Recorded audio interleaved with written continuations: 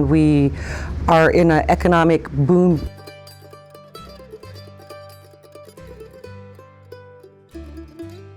We have a gold rush with the price of gold anywhere from $1,200 to $1,600 an ounce. We're the only community in the state of Alaska where there's lease sales for mining activities in state waters. So we've seen an increase in dredging. In 1990, there were 4 dredges. Last year we had over 88 with 20 support vessels, 3 research vessels on top of our healthy fishing fleet.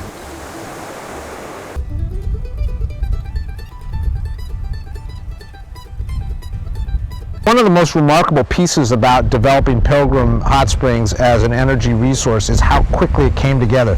Most regions, their population is moving away because the price of energy is so expensive to live. We're in a unique position because of the economic boom that we're having. The cost of living is pretty expensive here. With this project, by being able to lower the cost of energy, we're hoping that new businesses will continue to stay or grow. Folks will be able to spend their money instead of not all on energy. They'll be able to shift their funds to different opportunities. When we looked at the data, we really thought that there was some potential with improved technology, with the new things that we know about developing low temperature and moderate temperature geothermal systems like the power plant at Chena Hot Springs. We thought that this could potentially be developable on the kind of scale that would benefit the region. You know, once we made the determination in February that we were going to start developing Pilgrim, what we had to do was find someone to do the drilling. We had to put the drill rigs on a barge. We had to find the money to pay for all this. We had to orchestrate the ongoing research that was necessary. We had to make sure that we had a private developer in place. And we did that within 3 months. And that's an incredible story in and of itself. The university, the city of Nome, the Nome Chamber of Commerce, Bering Straits Native Corporation, and Untitled are all working together to see that this happens, and we're all taking a risk, but we're all also very excited to see this project move forward. We were able to receive funds through the Alaska Energy Authority and the Department of Energy to do an exploration effort here at the site. That's a very high-risk venture, and there's real potential that it wouldn't be successful. But for the community of Nome, this could make a really big difference. Nome could move toward 100% diesel off at least portions of the year, and that would be pretty exciting. Yeah, what we've seen so far, comparing 2012 and 2013 data against 1979 and 1982 data, is that there have been some changes in the very shallow parts of the field, but the deeper parts here have largely remained unchanged in the last 31 years.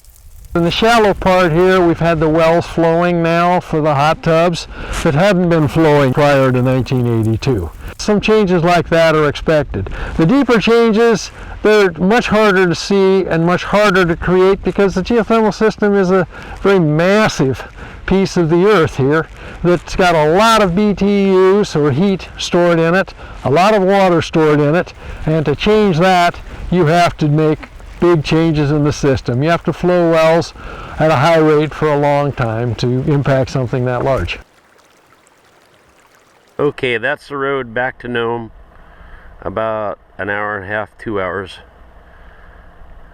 And that's facing east, and then turning to this direction is the road back to Pilgrim Hot Springs.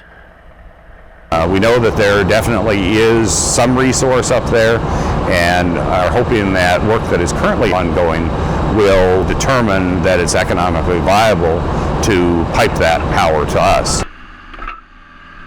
This is what we are about now to come test with the new well. It's going to be much larger diameter and flowed at a far, far higher rate, 10 times what any of these others have flowed, to stress the system to see how it responds, how much water might be there, and how fast the recharge is to the part of the system we are going to stress. Developing a power plant at Pilgrim is only a small part of the equation. It's 60 miles away, and so we need a transmission line to come into it. And that certainly is a dramatic variable in the economics of this. We need pretty much certainty that the resource is available before there's the potential for investment to actually export it and bring it into town. Right now, the state of Alaska is subsidizing the power cost for residential users up to 500 kilowatt hours. It's called the Power Cost Equalization Program, and that's a way to reduce to some degree the burden for high-cost communities in the state that are served primarily by diesel generation. As we start to see state dollars decline, investing the dollars that we do have in infrastructure that can serve not just the current residents but also future residents of this community are really the thing that we need to be doing with the limited state dollars that we have available.